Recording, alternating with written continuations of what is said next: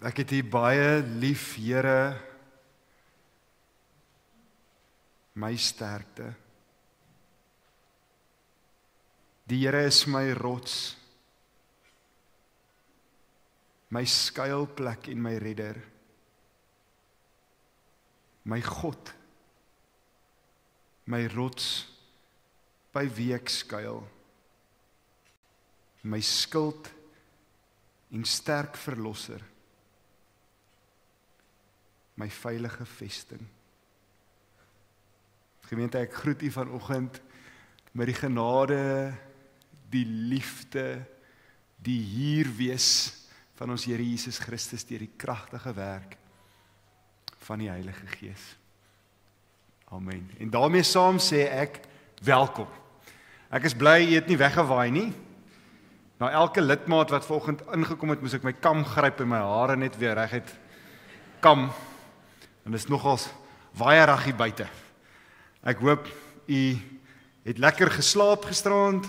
Daai seentjie van my het verskriklik lekker geslaap. Na al die springkasteel. Ek het hom probeer daar wegkry, maar hy wil nie. Later aan sy gesiggie bloedrooi en haartjies paps opgesweet van al die gespring daar onder by die springkasteel. Ons het net dan nou een afkondiging vanoggend en dit is weer eens baie dankie. Baie dankie vir almal wat deelgeneem het aan die bazaar, die van julle wat julle familie saamgebring het om te kom saam kuier. Dit was 'n reuse sukses en ons gaan vir julle nog baie inlig oor getalle en dinge, maar voordat ons daarby inkom wil ons net vir u sê dankie. Daar's nou twee dinge waarna ek uitsien. Die eerste ding is 2027 se rugby wêreldbeker. En die tweede ding het ek nou vir oom Dou gesê, is volgende jaar se bazaar. Ons het dan net 'n verskriklike, met die Here se genade, 'n verskriklike sterk kultuur wanneer dit kom, mag ek dit nou sê met trots, wanneer dit kom by die bazaar en ons prys elke liewe lidmaat wat so gehelp het. Ons is so dankbaar vir julle. Maar net om nie daaroor te praat nie en iets visueel te sien en so saam te vier, kyk ons saam na 'n videoetjie wat oor die bazaar saamgestel is. Baie dankie, Nico.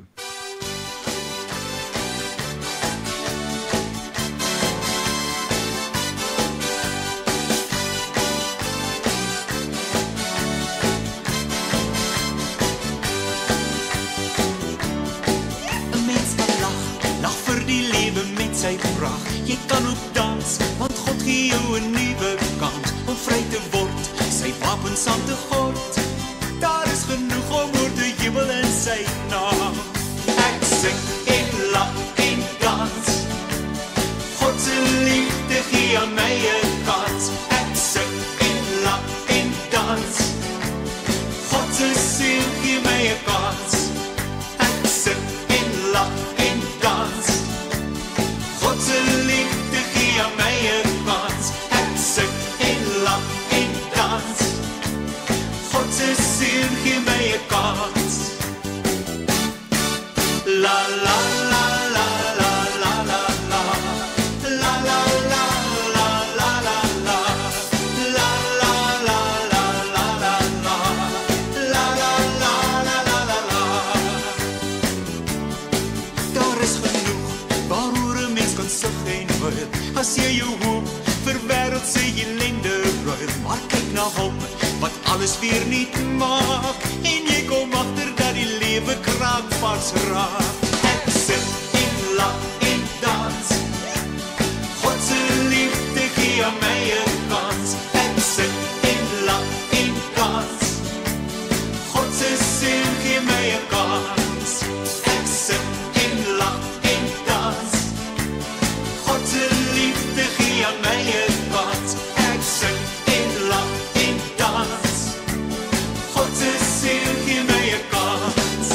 Ek sing en lag en dans,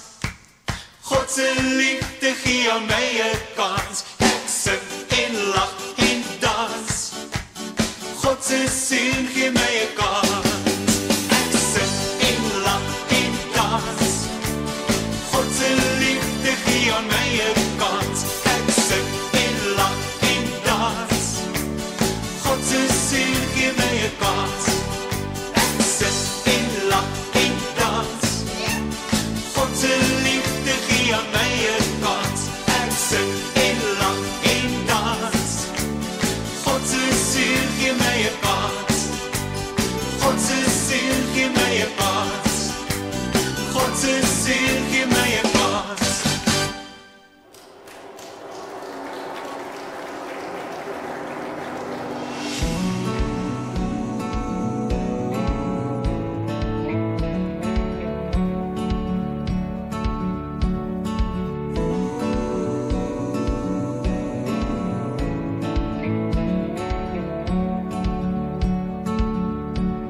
Dis net die wat dors is vir meer, wat voel hoe die oppad jou roep, wat weet hoe dit voel as die wind teen jou draai, jou aan tot jy kry wat jy soek. Elke mens wat ek ken soek 'n skouer, 'n vriend wat langs jou staan in die reën. As sou die lewe moeilik raak, al lê jou rekening hoe laag, sê jy kan sê, ek het meer as genoeg. As sou ek alles weggee, as sou die jare my breek, dis net die een wat bereid is om als op te gee, wat kan sê, ek het meer as genoeg. Dis net die een wat bereid is om als op te gee, wat kan sê, ek het meer as genoeg. Voel die water wat spoel oor my voete, dan sien ek weer jou glimlagge kind. 'n Asem kos nie geld nie, maar ek weet dit is duur, veels te veel, maak selfs 'n ryk man blind. Dis die klein goed wat tel in die lewe, toch hou ons aan jaag na die wind. Hoe verder dan so dat jy alles kan hee, maar het voel steeds vir jou dis te min. As sou ek alles weggee, as sou die jare my breek, dis net die een wat bereid is om als op te gee, wat kan sê, ek het meer as genoeg. Dis net die een wat bereid is om als op te gee, wat kan sê, ek het meer as genoeg.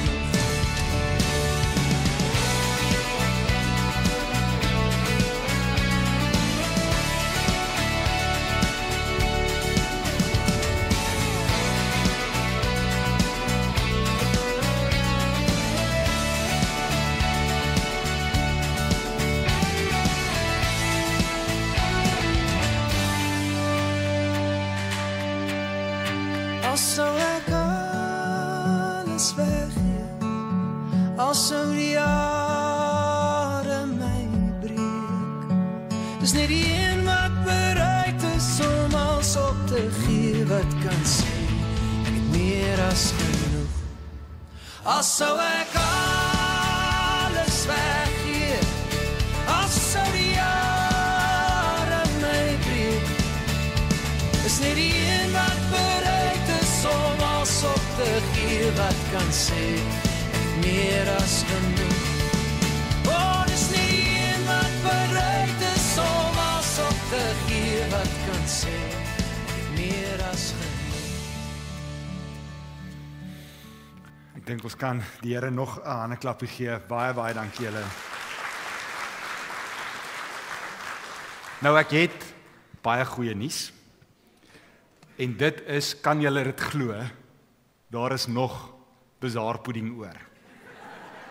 Dit is fantastiese weer vir bazaarpudding. En net soos potjiekos is bazaarpudding lekkerder die tweede dag. Het julle dit geweet? So asseblief julle, voordat julle huis toe gaan, gryp vir julle 'n bakkie vir namiddagete. Hier in die maalruimte gaan ons beskikbaar wees en reg wees. Ek glo ons gaan selfs dalk ook 'n kaartmasjien hê. So ons het, né? So daar is 'n kaartmasjien, so daar's geen verskonings nie. Asseblief julle, vir julle eie soetant kan julle daar 'n draai maak.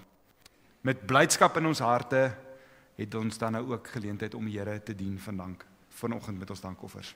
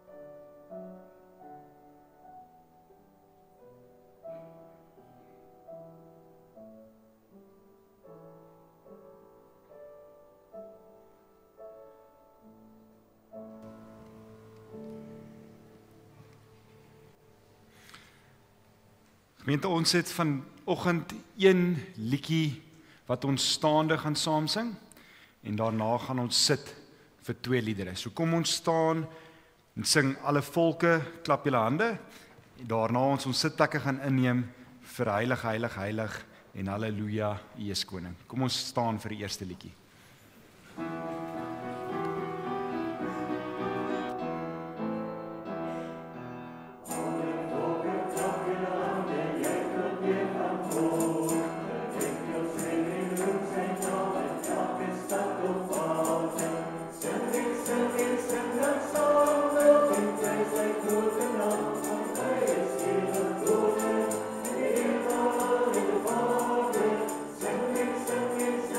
So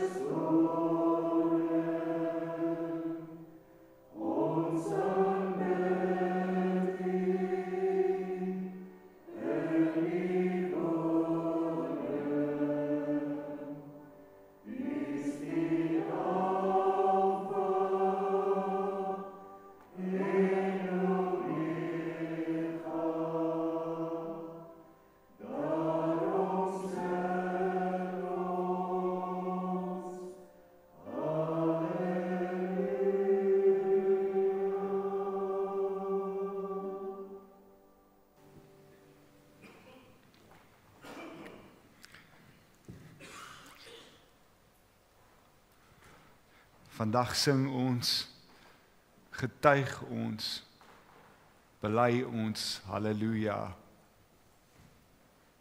Hy is koning. Here, ons aanbid U in U woning. U is die Alfa en Omega. Daarom sing ons. Halleluja. Kom ons bid saam.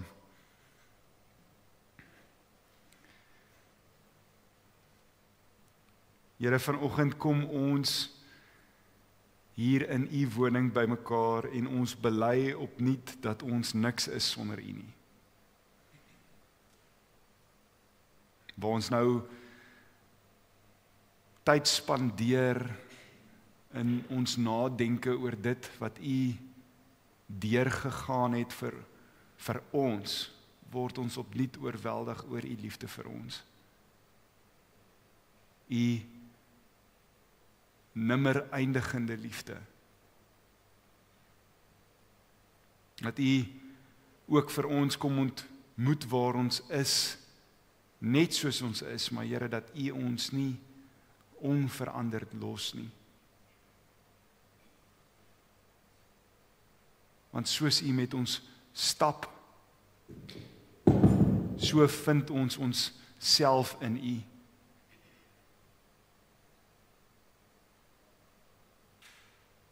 So weet ons wie ons gemaak is om te wees.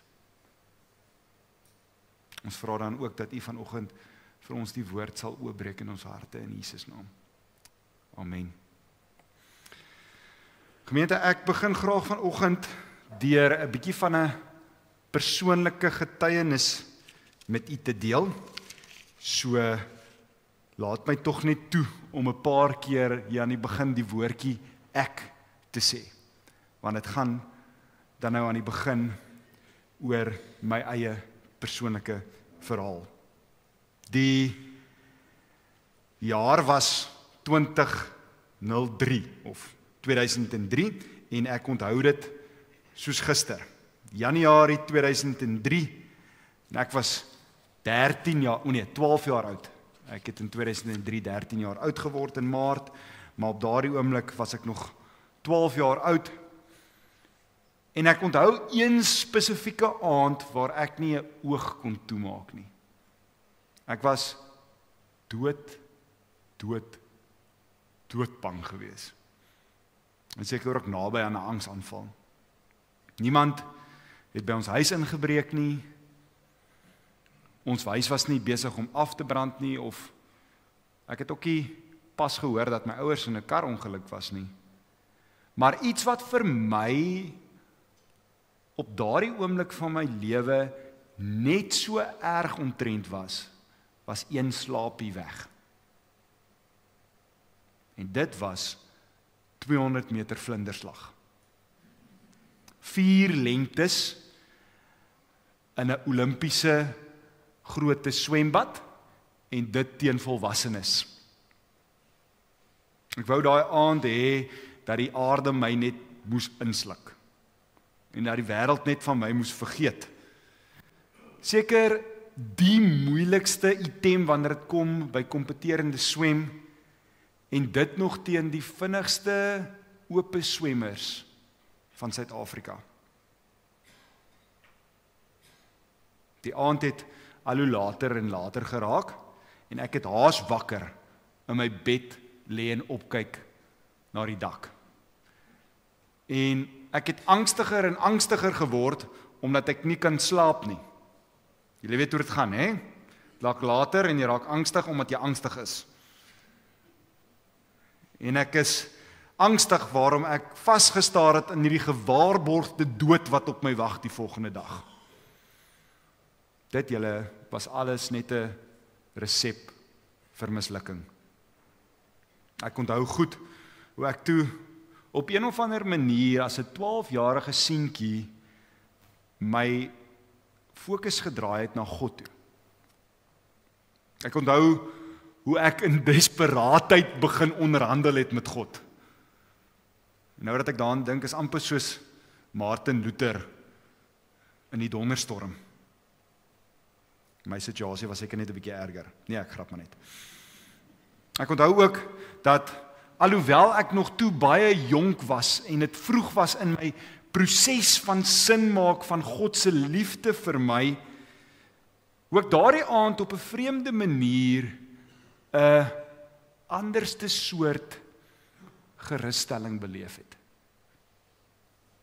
Daar was hierdie gevoel van vrede wat soos 'n kombers oor my getrek was en ek het uiteindelik tot rus gekom.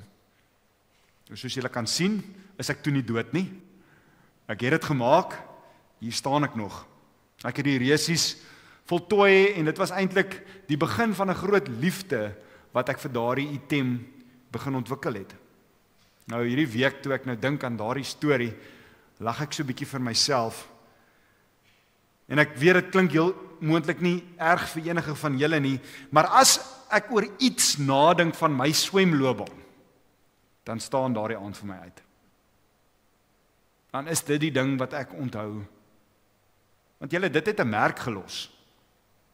Dit was vir my regtig erg. Vanoggend wil ek vir u vra, was u dalk in so 'n tipe situasie? 'n Situasie waar daar iets soos 'n berg voor u staan en dat u daarvan oortuig is dat u nie die kapasiteit of die vermoë het om verby dit te kom nie. Om oor dit te kom nie.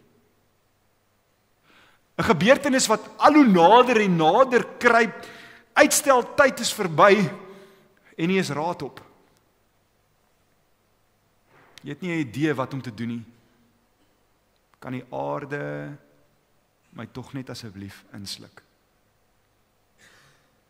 Ons lees wel van iemand in die Bybel wat so gevoel het, of dalk, miskien net vir 'n oomblik so gevoel het. Hy moes die leierskap by Moses oorneem, net voor hulle die beloofde land binne gegaan het. Ja, Joshua, seun van Nun.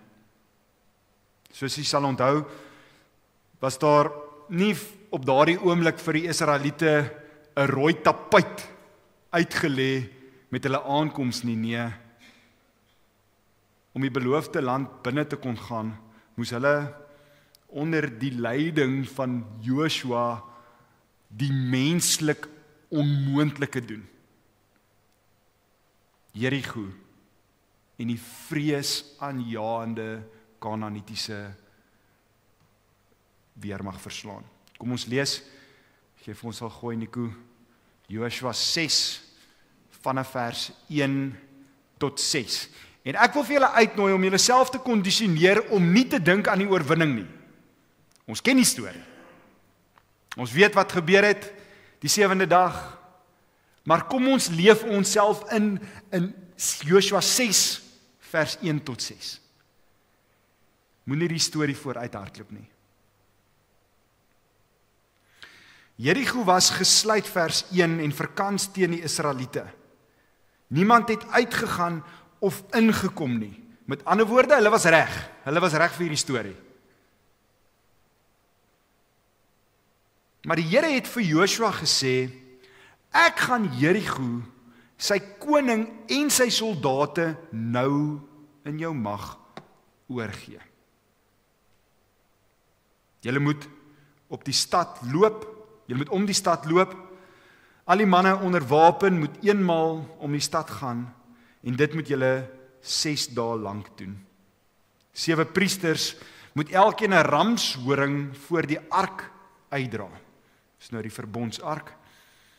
Die 7de dag moet julle 7 maal om die stad loop. Dan moet die priesters die ramshorings blaas.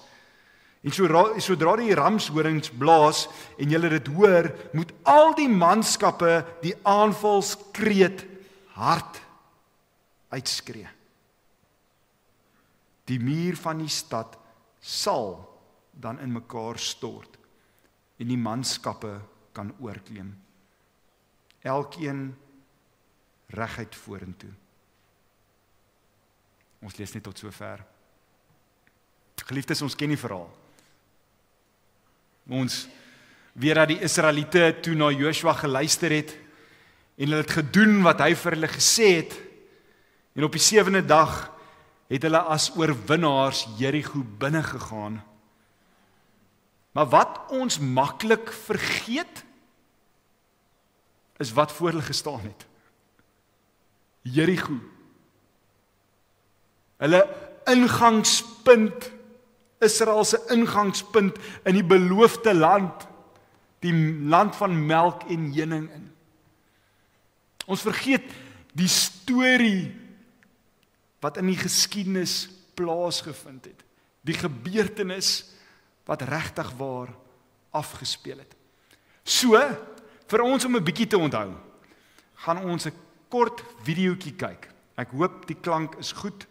So probeer maar mooi luister. Ons het hom so mooi as moontlik probeer saamstel. Kom ons kyk na die videoetjie. Kom ons leef onsself in die begin hoofstukke van Joshua en sien hoe dit eintlik daar gelyk het. The Bible is very specific in how it describes that event. The Hebrew wording there is the walls takatha fell beneath themselves. And on the 7th trip around, we're told in the Bible, the mud brick wall collapsed and it fell outward and down to the base of the stone retaining wall. And when the archaeologists dug in this area, they found this pile of mud bricks all the way along the retaining wall. So where I am right now is where the pile of red bricks were found. That's correct. The Germans, Garstang, and Kenyon all found these piles of collapsed mud bricks while excavating at the base of the stone retaining wall. These fallen bricks from the city wall can be seen in this diagram from Kenyon's excavation report. In her write-up, she makes it clear that it was not the stone retaining wall that fell, but rather the mud brick wall that once stood on top of it. So the Bible says that the wall came tumbling down. The archaeologists then came and dug Jericho, and what did they find? They found a collapsed city wall. This fits perfectly with the description from the ancient text. And when you have that text and you have the archaeology and you can fit them together, then you have the evidence from both sides, the literary evidence and the actual physical evidence from what the Bible is talking about. Another interesting detail regarding the walls of Jericho is found in Joshua 6:20. It says that after the walls collapsed, the Israelites went up into the city. Kenyon's excavation report shows that the pile of fallen mud bricks could have been used as a ramp by the charging Israelites. Because that would be a problem, wouldn't it? I mean, if the soldiers were charging, there's a mud brick wall up there. Even with that mud brick wall gone, I mean, what are they supposed to do? I mean, climb up the wall to attack. So what Kenyon's report says is that mud brick wall collapsed off of this foundation and it went all the way up to the top of the rim there, and it formed a ramp like this so that when the charging army would come, they could have run up into the city to attack it. Yeah, that's right. That's exactly what the Bible says. Each man went before him straight up into the city, and they could do that by just climbing up over that pile of collapsed mud bricks, up over the top of the stone retaining wall, up the embankment, and into the city. Joshua 6:24 then tells us that the Israelites burned the whole city and everything in it. When Kathleen Kenyon came in the 1950s, she opened up actually 5 squares in this area to kind of check Garstang's findings to see if she came up with the same results he found, because he found evidence for a massive destruction by fire. And he, of course, equated that to the biblical account, because the Bible says the Israelites charged up into the city and then they set it on fire. So she opened up these squares, and she found exactly the same sequence that Garstang had found. Vast destruction layer, about 3 feet thick of destruction debris, ash, collapsed roof timbers, and all kinds of things. Now in this burn layer, both Garstang and Kenyon found room after room of large storage jars that were full of grain, and all of it was burned. The evidence here shows that the walls collapsed first, the earthquake happened first, And then the fire happened. That's exactly what the Bible says. Hoe fantasties is dit nie, om te sien hoe argeologie net staaf dit wat ons in Joshua lees. Jericho, vriende, was nie 'n 5-ster vakansieoord wat jy ontvang het met 'n warm lappie om oor jou gesig te vee na jou lang reis daarheen nie. En nadat dit vir jou 'n warm lappie gegee het, 'n glasie vonkelwyn in jou hand gestop het nie. Nee, vriende, Jericho was gerad vir oorlog. Die stad was ontwerp om ongenooides wat graag Kanaan wou binnegaan uit te hou. En hulle was ongelooflik goed daarmee. Die muur by Jericho was baie fyn ontwerp om eintlik ondeurdringbaar te wees vir enige weermag wat selfs net daaraan begin dink het om hulle aan te val. Ek lees die week in 'n kommentaar wat handel oor die stad van Jericho en dan nou juist die muur, dat reeds voordat die soldate by die muur self kon uitkom, hulle vinnig moes dink om die eerste hindernis te oorkom. 'n 8 meter breë by 3 meter diep sloot, wat al rondom die muur en al rondom die stad gegrawe was. En indien hulle op een of ander manier dit kom baas raak, het hulle gekom by die muur self. Soliede klip, oor die 5 meter hoog en amper 2 meter breed. En dit alles, vriende, terwyl boogskieters op hulle sou losbrand. Maar dit was nie al nie.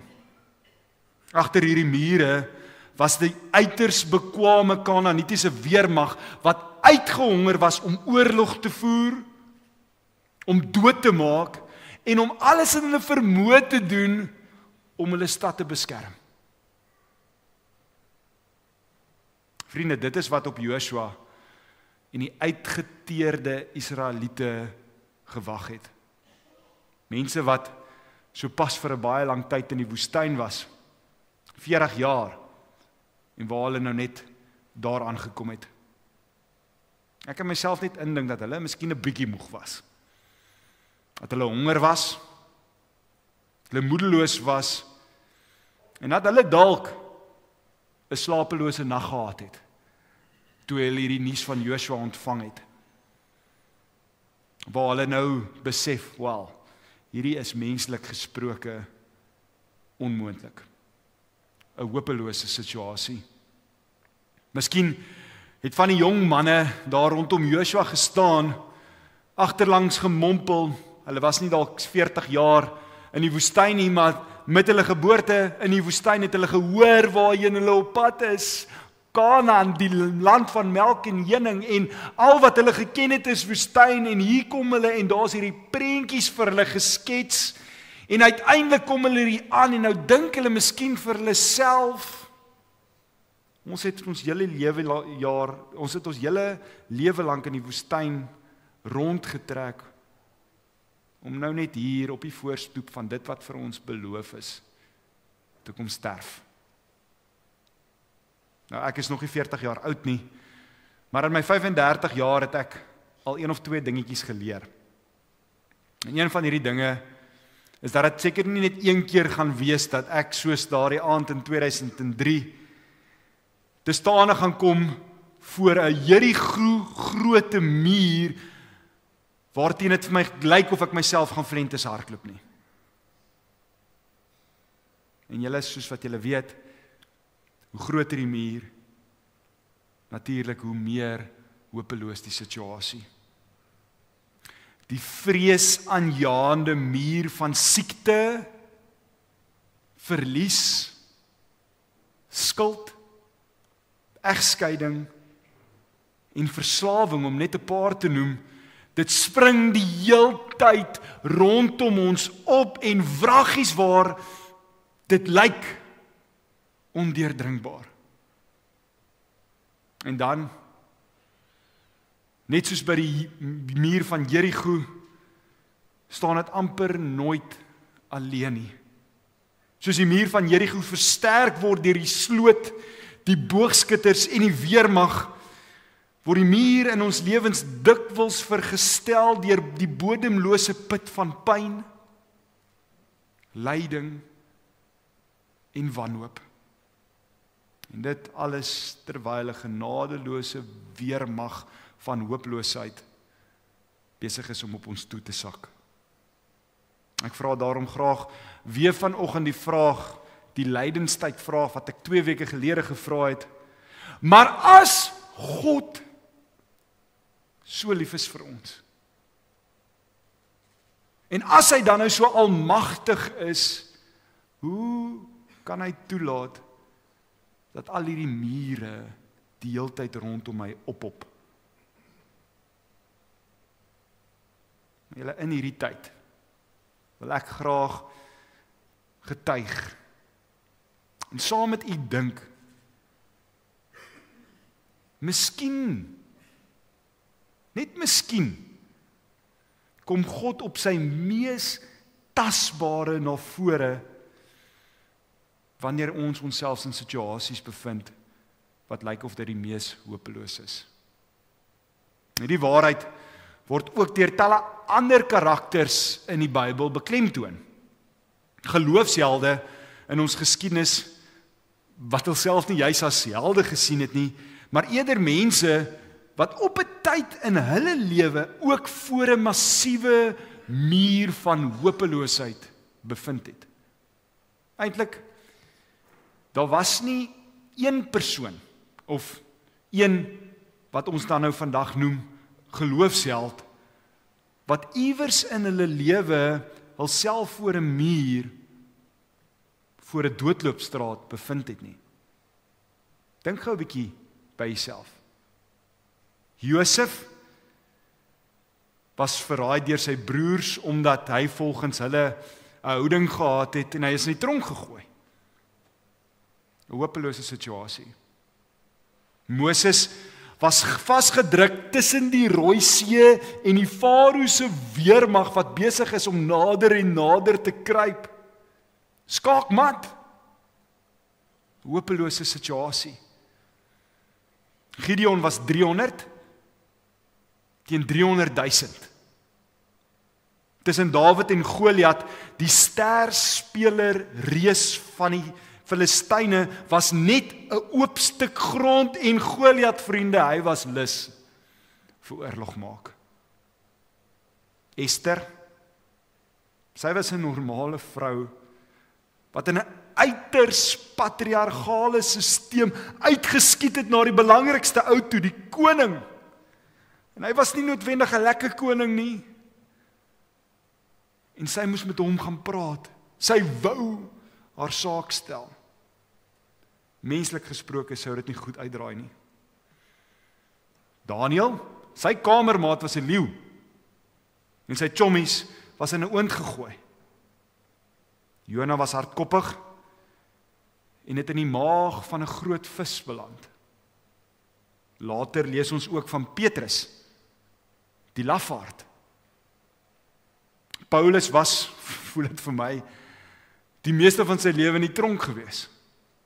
Die 5000 mense het nie kos gehad nie. Lazarus was dood. Timoteus was te jonk. Abraham was te oud. Die jongste boetie was te roekeloos en die mure van Jericho was te groot. En dan in hierdie tyd waarin ons self bevind, word ons herinner aan Jesus Christus. Die een wat verneder was, gekruisig was en in een of ander random persoon se tuingraf begrawe was. Hy het gesterf en so ook al die hoop dat hy uiteindelik die een sou wees vir wie hulle jare en jare en jare lank gewag het. Julle stil Saterdag was almal gereed om die pad te vat.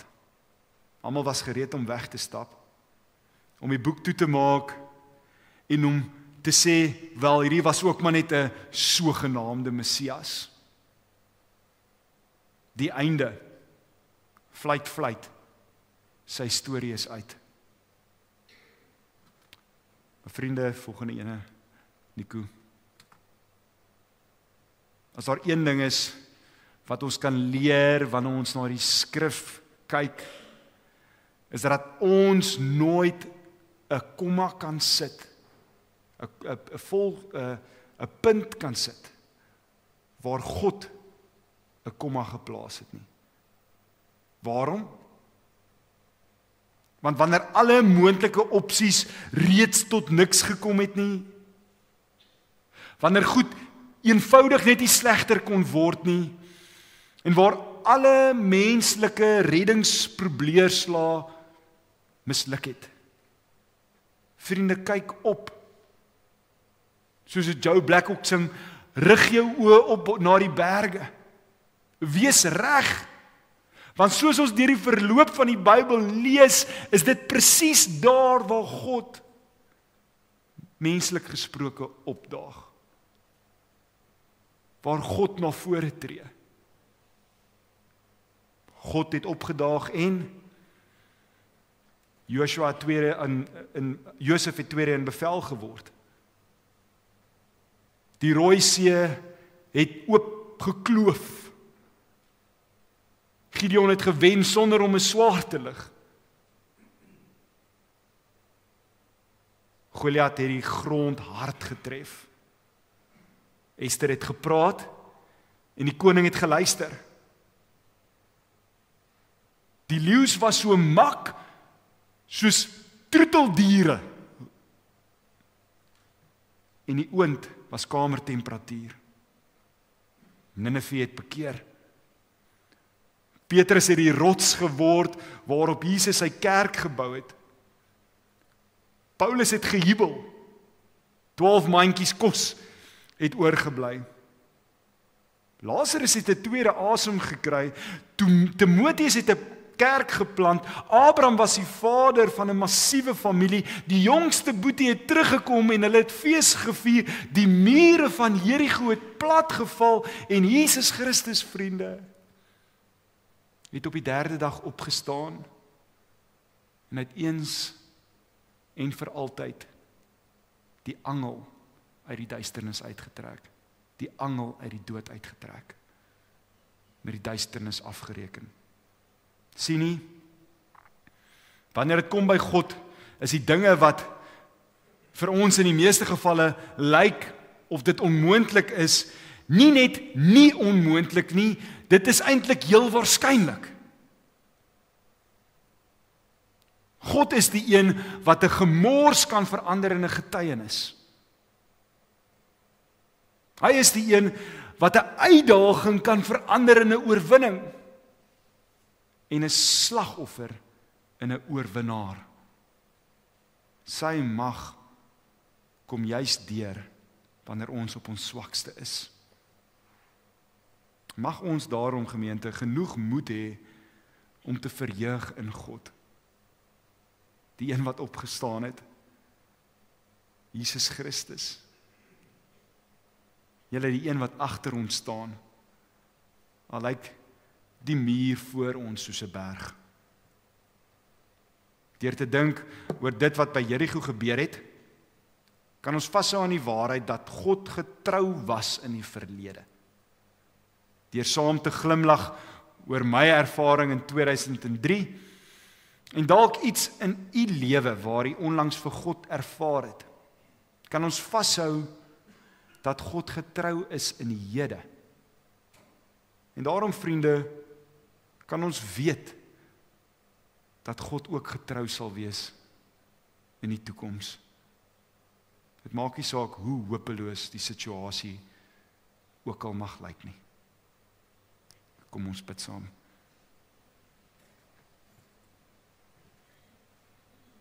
Here, ons prys u vir ware gebeurtenisse, soos dit wat by Jerigo gebeur het.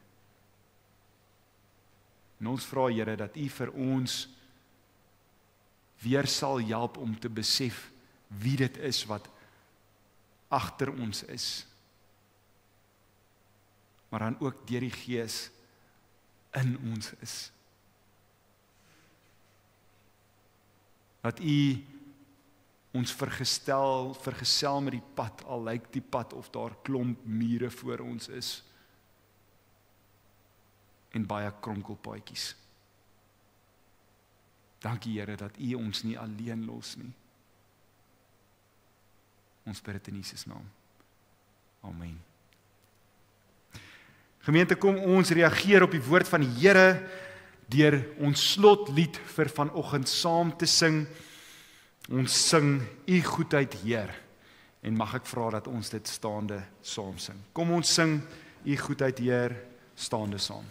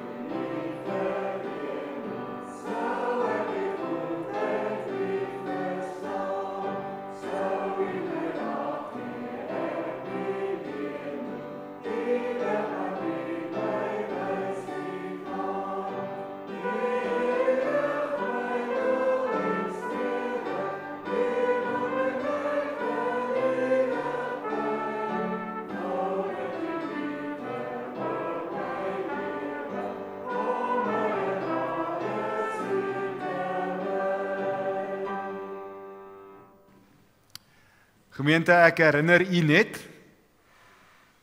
aan die baie lekker bazaarpudding wat beskikbaar is.